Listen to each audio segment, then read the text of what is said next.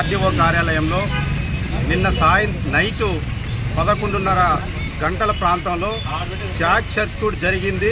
ఇక్కడ విలువైనటువంటి రికార్డులు కాలిపోయాయి అనేసి మీడియాలో బయట రావడం వల్ల ఉదయాన్నే భారత కమ్యూనిస్టు పార్టీ సిపిఐగా కలెక్టర్ కార్యాలయంలో సందర్శించడం జరిగింది. కానీ అక్కడ జరిగినటువంటి షాక్ సర్క్యూట్ అనేది మేమైతే నమ్మడం లేదు. అక్కడ ఆర్డీఓ గారి ఛాంబరు ఏమాత్రం డ్యామేజ్ జరగలేదు. ఆర్డీఓ గారికి సీసీగా ఉన్నటువంటి ఆ ఛాంబర్ కూడా సీసీ ఛాంబర్ కూడా ఎక్కడా డ్యామేజ్ జరగలేదు. జరిగిన డ్యామేజ్ అలా ఏఓ గారి ఛాంబరు ఇక్కడ ఉన్నటువంటి సెక్షన్లలో జరిగింది. విలువైన రికార్డు 22A రికార్డు పూర్తిగా కాలిపోయింది.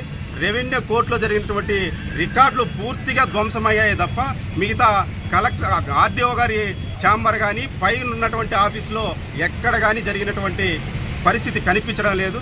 నిజంగా ఒకవేళ సర్క్యూట్ జరిగింటే కూడా ఇక్కడే కలెక్టర్ ఆఫీస్ కాంపౌండ్ కానుకొనే ఫైర్ స్టేషన్ ఉంది. ఒక్క ఫోన్ చేస్తే 5 నిమిషాల్లో కలెక్టర్ కార్యాలయంలోకి వచ్చి ఫైర్ వాళ్ళు పనిచేసేటువంటి పరిస్థితి ఉంది. ఇలాంటి నేపథ్యంలో ఎందుకు ఫైర్ స్టేషన్ వాళ్ళు రాలేదు? ఇక్కడ ఉన్నటువంటి రెవెన్యూ సిబ్బంది కావాల్సికల్లే రికార్డుల్ని కాల్చారా, లేకపోతే షాక్ సర్క్యూట్ జరిగింటే మీరెందుకు ఫైర్ సిబ్బంది హెల్ప్ తీసుకోలేదని సిపిఐ పార్టీగా మేము డిమాండ్ చేస్తున్నాం. ఈ మధ్య కాలంలో మదనపల్లి చుట్టుపక్కల కోట్ల రూపాయలు విలువ చేసేటువంటి ప్రభుత్వ భూములు కబ్జాలు జరిగాయి. పెద్ద పెద్ద రాజకీయ నాయకులు కోటీశ్వర్ల హస్తాలు ఇక్కడున్నాయి.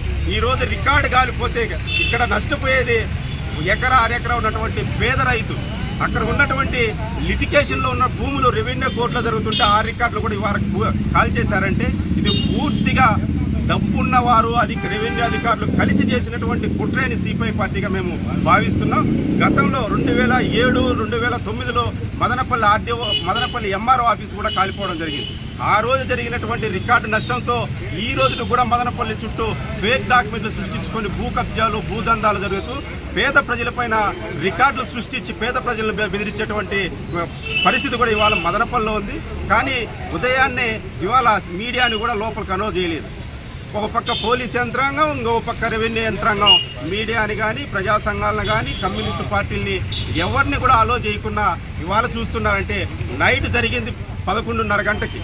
ఇవాళ ఇప్పుడు కలెక్టర్ గారు వచ్చారు, ఎస్పీ గారు వచ్చారు. మరి ఈ 10 గంటల ప్రాంతంలో అధికార యంత్రాంగం ఏం నిద్రపోతుందని సిపిఐ పార్టీ మేము అడుగుతున్నాం.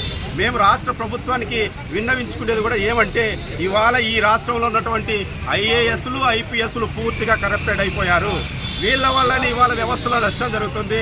నూతన ప్రభుత్వమైన ఈ ఐఏఎస్ ఐపీఎస్ అధికారులు ఈ రాష్ట్రం నుంచి బదిలీయించకపోతే ఈ రాష్ట్రంలో మరింత అభివృద్ధి కుంటుపడుతుంది. ఇలాంటి ఆఫీసులు ఎన్నో మరిన్ని తగలబడతాయని కూడా సిపిఐ పార్టీగా మేము డిమాండ్ చేస్తున్నాం.